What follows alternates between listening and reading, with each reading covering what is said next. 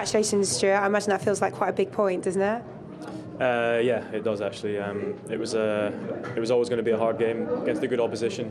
Not the perfect start for us, and still we had to defend deep and wait for counter-attacks, and that was the rhythm of the game. But to get a point against the great teams, obviously amazing for us. You mentioned there it was a tough start, wasn't it? At that point, did you think could be in for a long afternoon here? It looked though the change of shape had an immediate impact after that.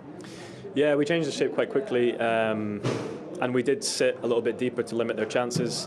We knew it was a game like that. It's not obviously the way we love to play, but we gave them a bit of respect and knew that on the counter we could be dangerous. So yeah, it was about being patient and trying to get something from the game, and well defended at the end as well. Yeah, well, eventually you did. You broke that Arsenal backline. Not too many people have done that this season, especially when they're away from home. To take us through the goal.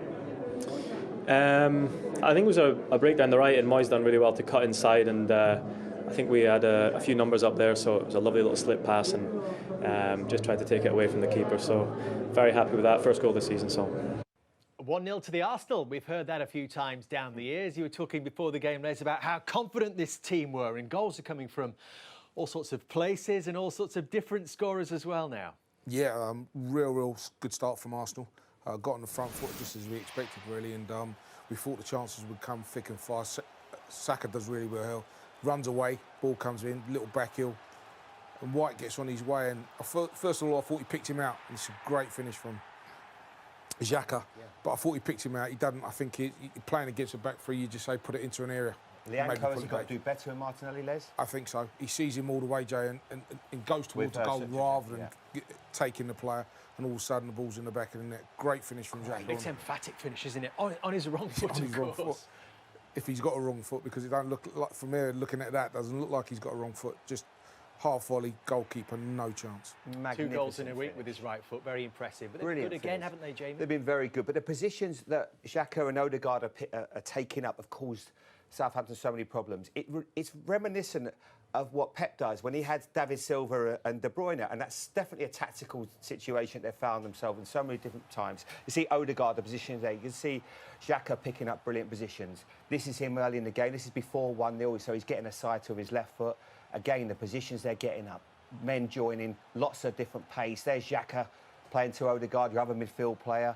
They've just been relentless. Going forward, they've been excellent. And they're a joy to watch. They've got Partey that gives them that little bit of protection in front of that back four as well. And then you're getting the ball to this guy, as Jesus, who, for me, he's on fire at the moment.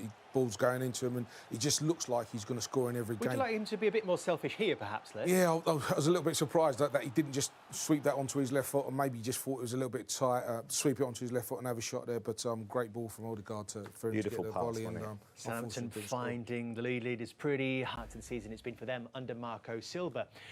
Arsenal was supposed to be invincible, resilient. What happened? Yeah, you got to credit Southampton there. I think after the first half, we were looking at it and saying the way Arsenal were going, you just could see Arsenal going on to score more goals. But Southampton dug in and got the goal. As it was 1-0, we spoke about it being 1-0 at half-time. It's always a dangerous scoreline. Southampton dug in and got the result and thoroughly deserved it in the end. What we are used to seeing from is some really good interplay, some nice football and score. Second half, as you mentioned at half-time, Les, it's just become a bit more difficult. He seems to run out a bit of steam, a bit of a reality check almost for him. They seem to, which is unusual for Arsenal, seem to run out of ideas. Southampton put some blocks up, and then they started to get into the game themselves, started to pass the ball around nicely, started to put Arsenal under pressure. And, you know, at the end of the game, I was thinking it was Southampton that was going to go on and win the game. How did they find a way through? Well, it was good play. It was good play from Arsenal. There was a dummy pick it up here from the goalkeeper. Uribe just steps over it, great dummy, and this was them on the ascendancy. Great ball in here, great run from Stuart Armstrong coming in here. And you know, as a centre forward, you're always told straight run, a diagonal pass, and you're in on straight ball and diagonal run, and you're in on goal. And Elianusi does well here, Les. We were thinking he's going to cut in into this with his left foot, but he doesn't. He plays a really cute pass there. And that's what normally happens. You're cutting on your left there and have a shot, but like he spots the run of Stuart Armstrong, and great ball. And this is a great finish. Knows where the goal is. Doesn't have to look. past the goalkeeper, and from then on you thought Southampton were going to go on and win the game. They ended up a little bit of a mess there. When you look at Arsenal's back four, we've spoken about him with Saliba and Gabriel in terms of being the two centre-backs. They end up with Ben White, gets drawn across as one of the centre-backs, and he doesn't really know whether to go with the run of Armstrong. He gets caught out. You can see that Ben White now is the man chasing. So he's now become your centre-back. Saliba's behind him. So you have to now stay as a centre-back. You've got to make sure you're matching runs. Armstrong makes a brilliant diagonal run there, but he doesn't see, he sees him too late, doesn't react, and by that time, it's a really good finish by Armstrong. Really good play, but Southampton deserved it. I thought they were excellent second half, showed real character. The manager's been under a lot of pressure, and it just shows you they've got players forward, and I thought they were very impressive in the second half. They deserved it. But it's been one-way traffic for Arsenal this season. 8 wins on the bounce. Will that feel like a real blow for them, Les?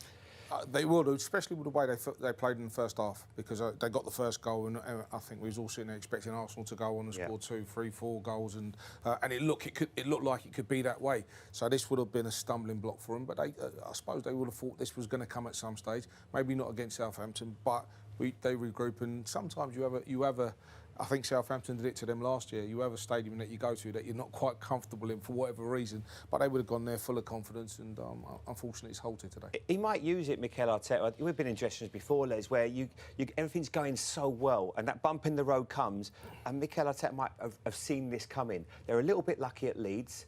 You know, obviously they've had some great results. They beat Liverpool, but that performance was reminiscent a little bit of the one of Leeds, where they got away with it. But today they didn't. There's still need so many positives and accentuate that. But for his team, I'm sure he might just say, OK, might just give us a little reality check now. They're still out in front. They've still had a dream start to the season. They're still 2 points clear. You can hear from Mikel Arteta and from Ralph Hasenhüttl on Sky Sports. Delighted for him and his family, an amazing moment, and I think he was quite rightly emotional on the birth of his son.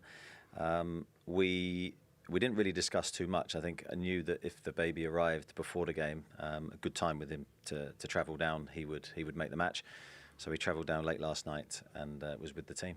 So did he come on his own, Bruno? Yeah, he travelled separately. He didn't come with us. We decided to give him the morning with his wife and his baby. So special moments for him, and I'm sure one he'll treasure forever.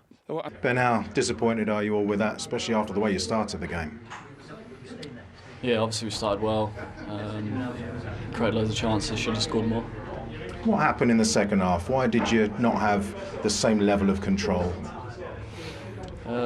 Sloppy in possession, didn't win duels, you know, like the opposite to the first half, and I think that's why the game went the way it did. Any idea what that's down to? Because that's very un-Arsenal-like, especially at the moment. Yeah, I think, you know, we're only human, and it was tricky. Tell me about that first 10 minutes, especially and the goal, your part in it. How good was the goal? How pleased were you with your contribution? Yeah, obviously to be a part